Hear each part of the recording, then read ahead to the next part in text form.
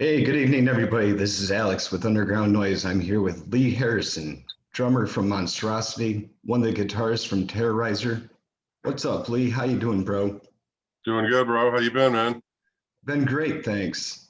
Oh yeah, been a Just minute.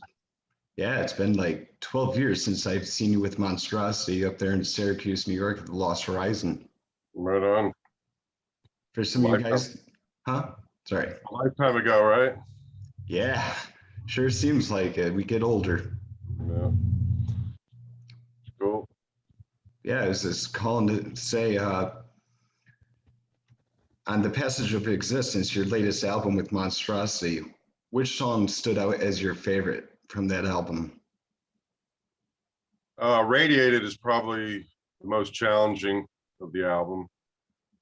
For me personally, Slaves to the Evermore is my favorite, just because it's mine, and it came out really good. It's kind of different for what we normally do, but at the same time, it has all the elements that we normally have.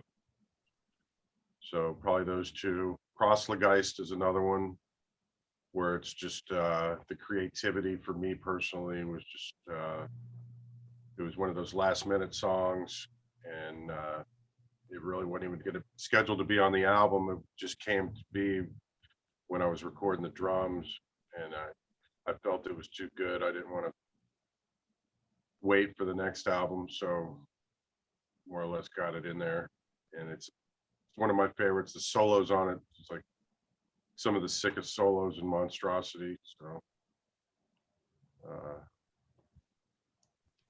turned out good.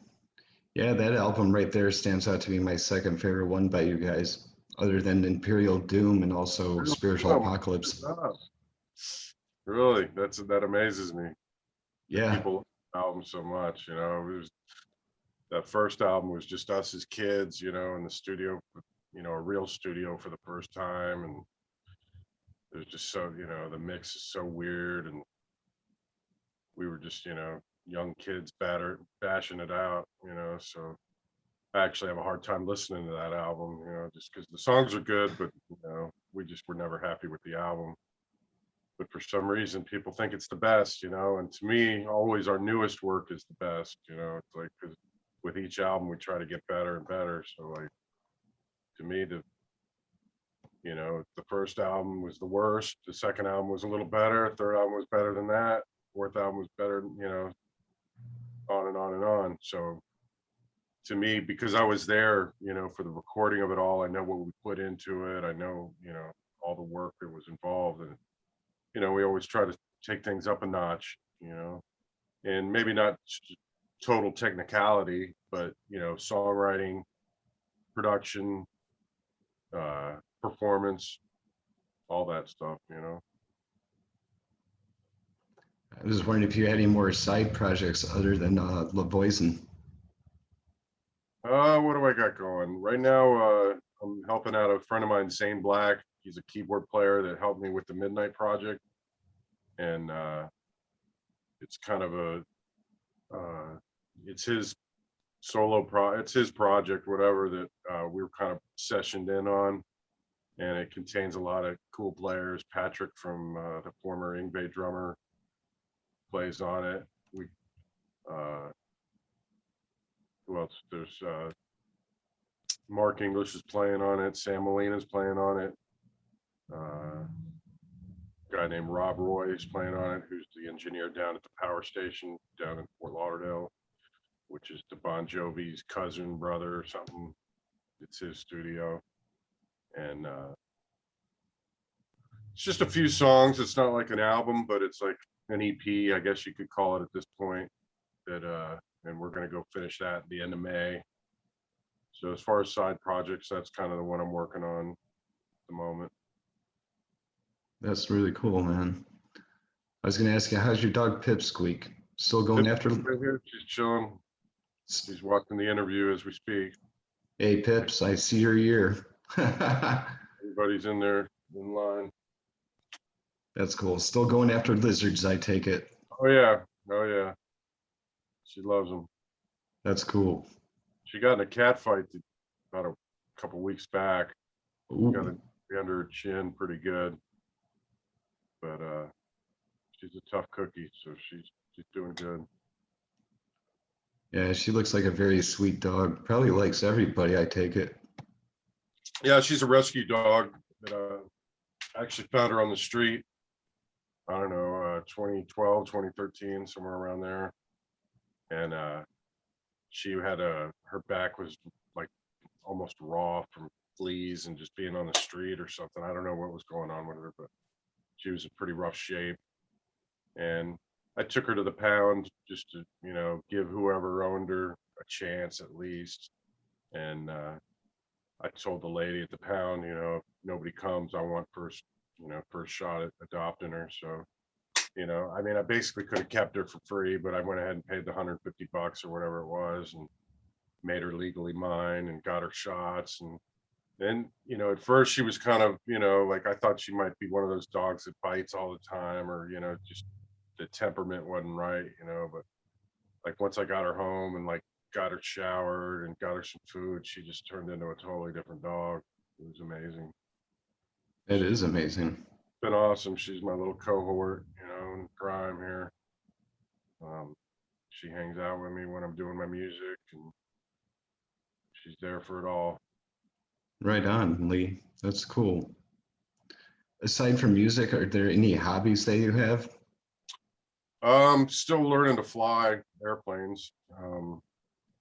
My dad's a pilot for while I was growing up. He was in the Air Force like in the late 60s. In the 70s, he worked for National Airlines. In the 80s, he worked for Pan Am Airlines, and then they merged with Delta. So he was with Delta for a number of years. And he had a private. When I was a kid, he had a PT-19. It was like an old World War II plane, like a little two-seater stick plane, and he would take me up in that. But I was just young, and I really wasn't into flying then. It wasn't until like I don't know, maybe 5-6 years ago that I really started taking an interest in it. And it's kind of, I kind of wish I would have started earlier. And it was just one of those things that kind of came later in life. But his neighbor, my dad's neighbor, is a flight instructor, and my dad had to retire because he had heart issues. So, but he still works on the plane. He's a mechanic and has his own shop. He has a hangar. He's got 3 planes. Got like they're all kind of in pieces at the moment, except the one that I'm flying. Got an old T-34 that he hopes rebuild at some point. But we've been working. I got a Beechcraft Sierra plane, pretty cool. But at the same time, so the neighbor guy, that his neighbor's a flight instructor, has been training me. So it's kind of cool because I get 2 different angles of it. It's not like I'm just off the street and paying this guy to teach me. I can go and do these lessons with him, and then I can come home and ask my dad the questions or talk about stuff, and he's teaching me stuff left and right. You know, but it's taken a long time because I either go on tour. The flight instructor guy he goes up to Massachusetts to visit his family, or if something's going on with the plane where the mechanical issue, or we're working on the plane so it's down, weather issues, all kind, hurricanes, stuff like that slows us down. So it's taken me actually 4 years, and I'm still working on trying to get my pilot's license here. We're almost back up, so hopefully get running here pretty soon, get back up in the air, do that. It's a different thing, I'm not really looking to make a career out of anything or do anything like that. I just, it's just fun. And my dad gets a kick out of it because, like he enjoys being around airplanes and flying and stuff like that. So I know he likes, working on planes and being around it and teaching me and stuff. So I know it's cool. It's kind of a cool way for me and my dad to bond, and it's cool. That is cool. And once you get up there, it's like, it's pretty, it's a daunting task, it's complicated. It's a new challenge for me, just because, not only do you got to keep the plane up in the air, but you got to watch out for other traffic that's running around. And then you got to talk to the guy on the ground, and those, those guys talk fast, and you got to repeat everything they just said to you, and you're up at a loud plane and it's coming at you fast, so it's definitely a challenge. I'm not quite there yet, I have to admit, but I can land the plane, uh, I can fly the plane, land it now.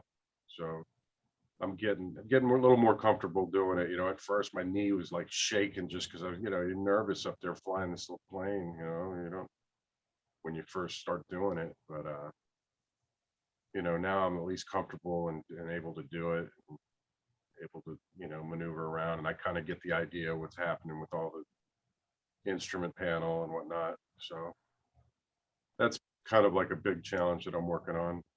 But it's something fun to do. It's not, like I said, it's not looking to get a career at, any airline or anything, this late stage of the game. If I would have started when I was like a teenager or something, that might have been different, but you know. Sounds like that keeps you busy.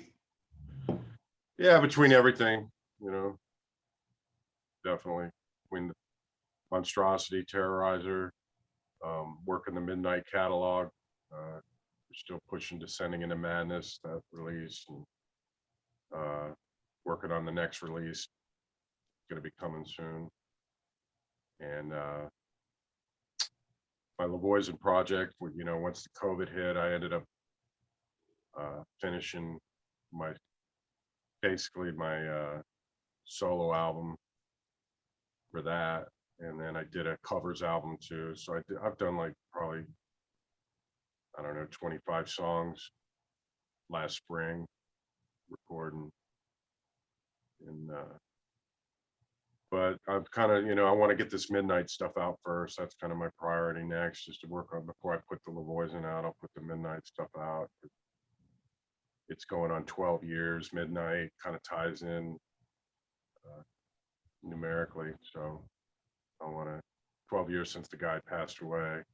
And I don't know if you know who Midnight is, but he was a killer singer back in the 80s for Crimson Glory. Just like he's kind of like, a clean singer. It's different from death metal, different from, what I normally do. And so that was kind of one of the challenges, kind of just do something different instead of just tremolo picking stuff all day long or whatever, thrash metal picking and whatnot. So, yeah, just between all that, I definitely got my plate full. I was going to ask you if there were any musicians that have passed on that you could bring back. Who would it be and why? Yeah, it would be two, Matt and Midnight, Matt Laporte, who it was 10 years ago today, actually, that he passed away. And he worked with Sabotage singer John Oliva in his last band, John Oliva's Pain. That's where I met him. And at the time, he ended up renting a room from me, and he worked on the Monstrosity record. He did some solos, Spiritual Apocalypse, and then he was the one who started with the Midnight thing. He kind of got that going, and I kind of came in through the back, just helping him out to do that project, and ended up, because I just know a little bit more about recording and I had a like studio set up or whatever. I was able to go down there and record with him. And so that's how I got involved with Midnight. And unfortunately, Midnight passed away in 2009, and then Matt Laporte passed away in 2011. So yeah, I'd bring back those guys. Bring back Chuck Schuldiner too, just so we could get more Death record. Yeah, I wish we could do that. Chuck was cool. Met him quite a few times, hung out with him at shows. He's definitely a good influence to me as well. Yeah, definitely. I was going to ask you, are there any bands that you haven't toured with that you've always wanted to tour with? There's tons of bands. Bigger bands, obviously, just bigger crowds. No one really in particular. Slayer was always the dream, but could be anybody with a bigger crowd. There's no one really in particular that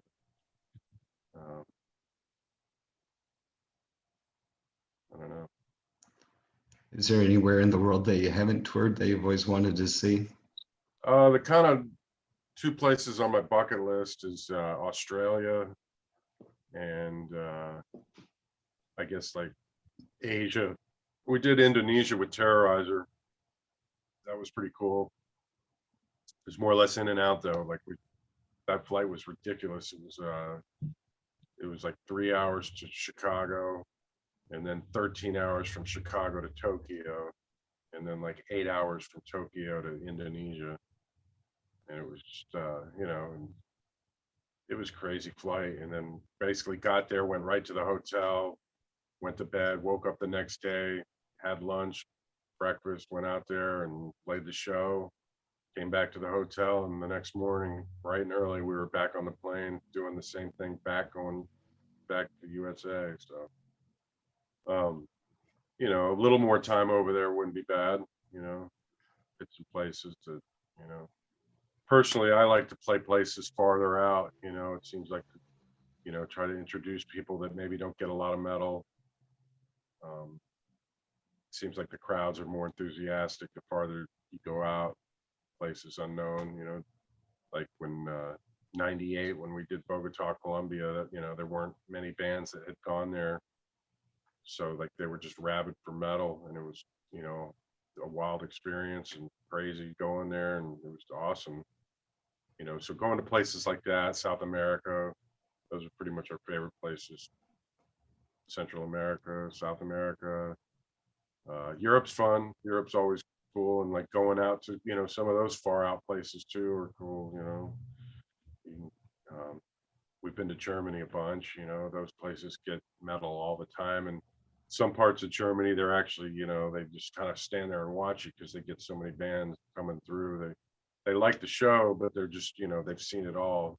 So it's like kind of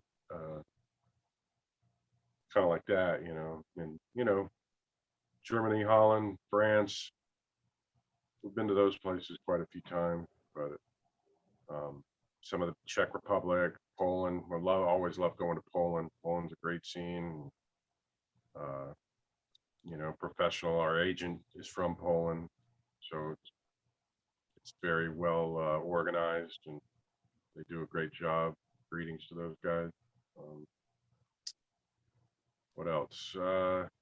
UK's fun, but it's always a hassle with the ferry and doing all that. The bus has to go onto a ferry, and it's the customs is, usually an ordeal going through there. But once you get over there, it's pretty easy, fun, and they love metal there too. That's London, cool. Brighton, down where the Quadrophenia movie was filmed. Those are fun places. I heard Japan's got a lot of crazy fans, and when they hear metal, they That with Terrorizer, we did the Loud Park Festival, and yeah, they were crazy too.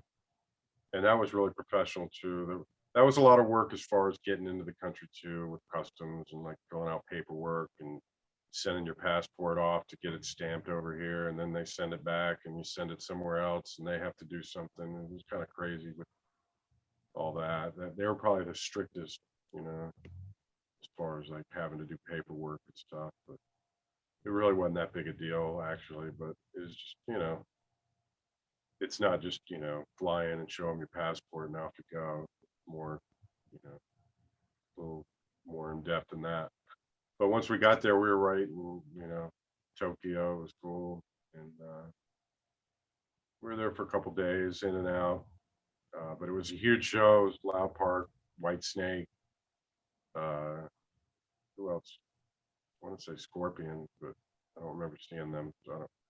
Uli John Roth was there. I remember watching him. And there was just a ton of other bands,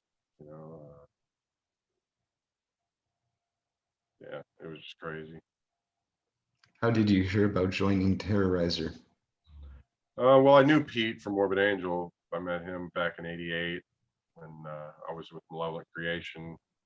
We would drive up from Fort Lauderdale to Tampa, and we saw Death on the Leprosy album had just come out, and they were opening for Morbid Angel, who didn't have an album out. We thought that was strange. Here's Death with albums in the store, and they're opening for Morbid Angel, who doesn't have an album. But Morbid Angel was killer back then, and they had a reputation for being killer. And so we met Pete and David and Trey. Met him a little later, but David and Trey. But I met Pete pretty early on, and I'd say around the Blessed of the Sick era, I went over to the Morbid Angel house and hung out with Pete. I would see him at shows in Tampa. And then around when we did our first album, we moved to Tampa, so I would see him all the time after that. We were just friends. We'd hang out at shows and talk. When he had moved to Spain for like several years after he left Morbid Angel because of his back injury. And when he first came back to Tampa, I saw him at the Brass Mug. It was the second there's 3 Brass Mugs throughout the history. The first one was the original on Fletcher, and then they had a second one, and that's where I saw him. I think Beer Factory was playing, and he had just come back from Spain, and I was like, what do you asked him what he was doing, and he said he wasn't doing anything. He was just hanging out. He barely wasn't even really playing drums, and I had learned the Terrorizer World Downfall album in '94 just for fun on my own, just playing guitar myself and playing riffs and in between writing Monstrosity stuff and just, learning different album songs here and there that, just for fun. And so I had known those songs. They were in the back of my head. I had to kind of, relearn them, because, at least some of them. But I was like, dude, let me come over and let me just jam it with you once at least. I learned the album. Might as well, if you're around, you're not doing anything, let's jam. So he was into it, and then so I brought my amp over there, and we started jamming songs, and then it turned into like a weekly thing. Like Wednesdays, we would go, get together, and we're getting more songs, and I had run into Sam Molina at the Yngwie concert that it was at the Orpheum, and I mentioned what I was doing. I told him I'd get him in there if there was a shot, and pretty much talked to Pete about it, and he said, sure, bring him up, let's see what he and it worked out. Sam was a guitar player, so it was like kind of a switch for him to play bass, but he was cool with it, and it worked out. So we ended up doing a backyard party, and we started in June, did the backyard party in September. So ever since then, we've been playing shows and doing all that. And the Morbid Angel manager, Gunter Ford, ended up taking over, I don't know, around the 2014. Cool. Very cool. Yep, I hear the train too. Right here in Macon. I was going to also ask you, what was it? What's your favorite thing about being a musician? Traveling and meeting people, doing the shows. There's a lot of work into it, but that's that's what makes it fun, and getting to that point, like creativity of like when like a song starts to come together in a recording where you can like kind of what was in your head starts to become real. That's always a cool moment when you're inspired like that. Some days the inspiration, you can get inspiration from water dripping. Other days it's like you can't get anything going. It's like you can go in the band room and it's just everything you play, it's good, but it's just not, it doesn't get you going. So it's finding those times where like you're inspired. Song like Proselyte, like I was telling you, is one of those things where it just like came together like that. It was exciting to hear it. So I could hear it in my head, but making it come to life, that was the cool part. That sounds great. Trying to think of what else I can ask you. Um, I'm sure you remember that show from the Lost Horizon in Syracuse back on July 6, 2009. When you Yeah. signed my poster and my Was Enslaving the that, Masses. was that Deeds of Flesh? No, who was that with? Was that just us? It was you guys, Cursed from Birth, Torn the Fuck Apart, and trying to remember who else was playing that show. I remember you guys were headlining, Okay. and Torn, they were from Kansas. I've been friends with Jake for a long time. All right. Was it Forever and Terror? Was that the band? The kind of younger band? Torn the Fuck Apart was one of them, and then there's one called Cursed from Birth. Trying to remember the poster from visual memory, Right. but I remember when I walked up to you, I'm like, "Are you Lee Harrison?" And you're like, "Well, yes, I am." I'm like, "Hey, that's a perfect response." Well, yes, I am. I like that. I'm Cool. pretty Yeah. sure. I don't remember. I remember playing the show, and I remember kind of being in the parking lot, and we did that interview. I remember that. Yeah, I re-uploaded it to my new YouTube channel because YouTube changed their settings where only Google people can have access to YouTube now. Really? Yeah, I can't even use my Hotmail account on it. Huh. But other than that, that interview is still up there. Cool. Awesome. Yeah, I really can't think of much else to ask you, Lee. Oh man, yeah, I got to do another interview here pretty soon. So as long as we got it all, Yeah. Do you have any last words for me, bro? thanks for always supporting, man. Hope to see you again on the road here once this stuff gets over with. You know, Yeah, it'd be nice to hang out with you again. oh yeah. Actually, I have family in Macon. Yeah, that's what you were telling me. Yeah. Cool, man. Rock on, brother. Rock on, bro. Thanks again, Lee.